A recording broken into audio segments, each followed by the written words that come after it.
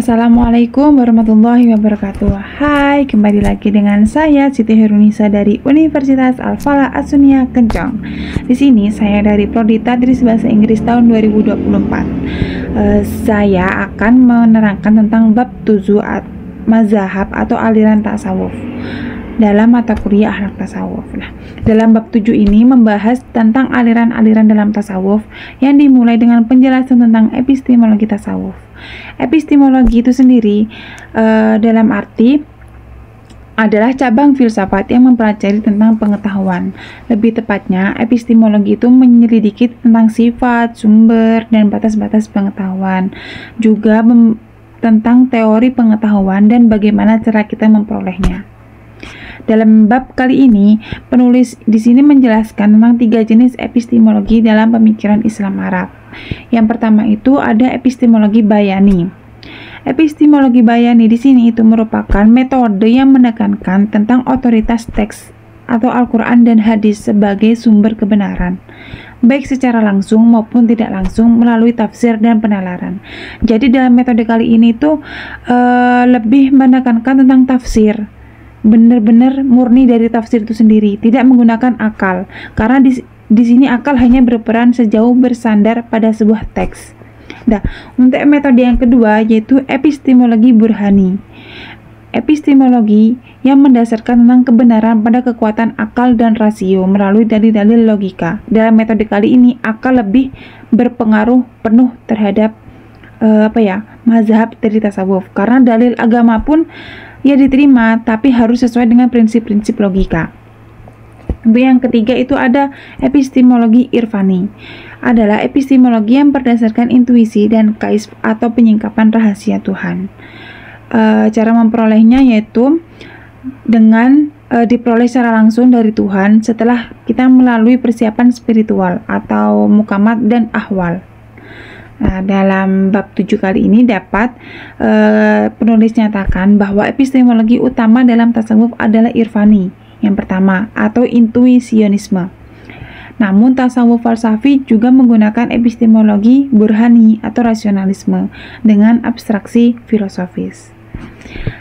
Kemudian bab ini juga membagi aliran tasawuf menjadi dua hal yang lebih diutamakan ya.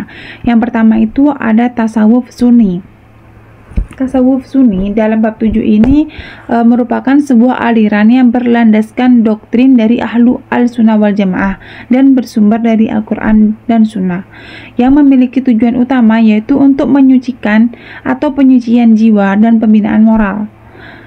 Antara kedekatan dengan Tuhan itu hanya sebatas hubungan dan etika dan estetika. Jadi penulis itu dalam bab itu menyebut tokoh-tokoh kunci seperti ada Al-Muhasibi, Al-Qushairi, Al-Harawi, dan Al-Ghazali. Karena tasawuf sunni itu juga dibagi menjadi 2 bagian. Yang pertama itu ada tasawuf akhlaki atau individu, yang bertujuan pada fokus pada perbaikan akhlak di masing-masing individu. Yang kedua itu ada tasawuf amali atau organisir, yang menekankan pada syariat, thariqat, hakikat, dan ma'rifat. Dalam tasawuf ini itu lebih lebih beraturan gitu dari tingkatan-tingkatannya itu, karena sesuai dengan thariqat. Terus yang kedua itu ada tasawuf falsafi, yang merupakan aliran yang memadukan visi mistis dan rasional, yang menggunakan ungkapan-ungkapan filosofis dari berbagai ajaran filsafat. Ini ada kaitannya ya dengan mata kuliah filsafat juga, karena dalam bab ini penulis menjelaskan ada beberapa konsep kontroversial dalam tasawuf falsafi.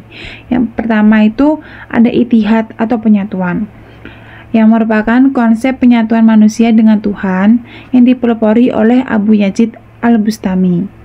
Nah, di sini ittihad itu dalam konteks tasawuf merupakan konsep yang sangat kontroversial dan sering disalahpahami. Karena mengapa? Karena ia mengacu pada penyatuan dan persatuan antara manusia dan Tuhan. Gitu. Terus yang kedua itu ada hulul atau perpaduan. Di poin yang kedua ini, hulul atau perpaduan itu merupakan konsep Tuhan yang mengambil tempat dalam tubuh manusia tertentu, dipelopori oleh al-halaj.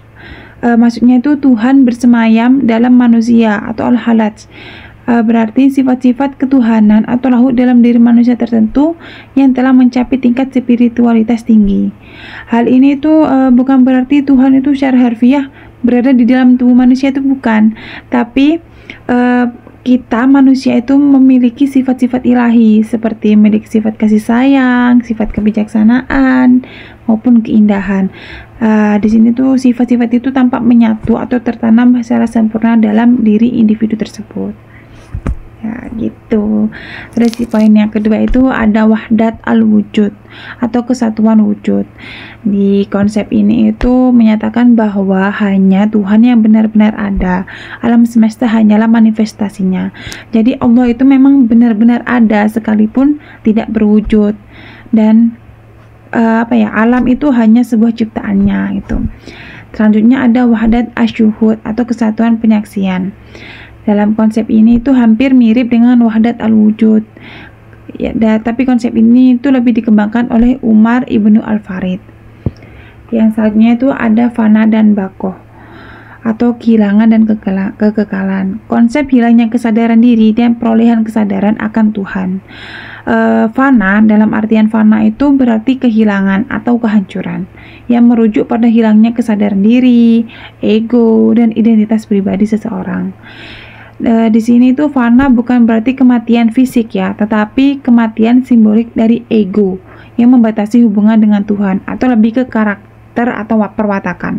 Dalam keadaan fana, seorang sufi itu seolah-olah kehilangan kesadaran akan dirinya sendiri dan segala yang ada di dunia ini.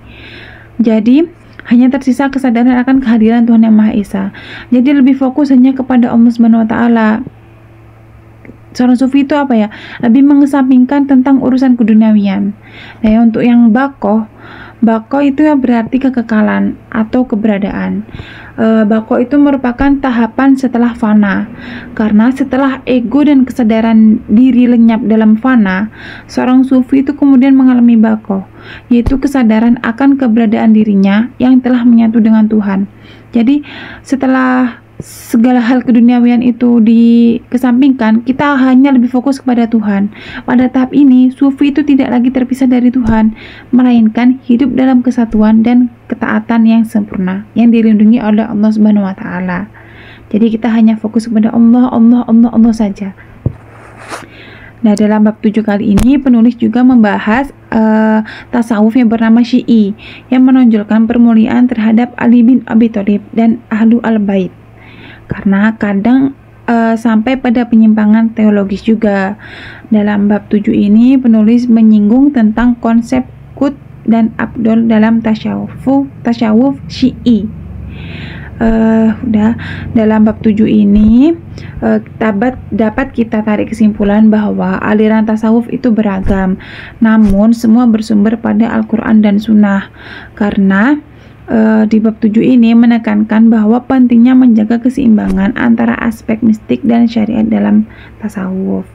Tasawuf itu memang banyak sekali ragamnya, ada macam-macamnya juga, ada kayak urut-urutannya juga, tapi kita harus pintar-pintar kita dalam memilih segala hal yang ada dalam tasawuf, karena pendapat-pendapat itu juga banyak kan. Intinya kita harus selalu belajar dan belajar. Kurang lebih itu yang dapat saya terangkan atau saya sampaikan. Kurang lebihnya saya mohon maaf. Kalau ada kesalahan kata saya juga mohon maaf, karena kesalahan itu hanyalah milik saya dan kesempurnaan itu hanyalah milik Allah Subhanahu wa Ta'ala. Terima kasih. Wassalamualaikum warahmatullahi wabarakatuh.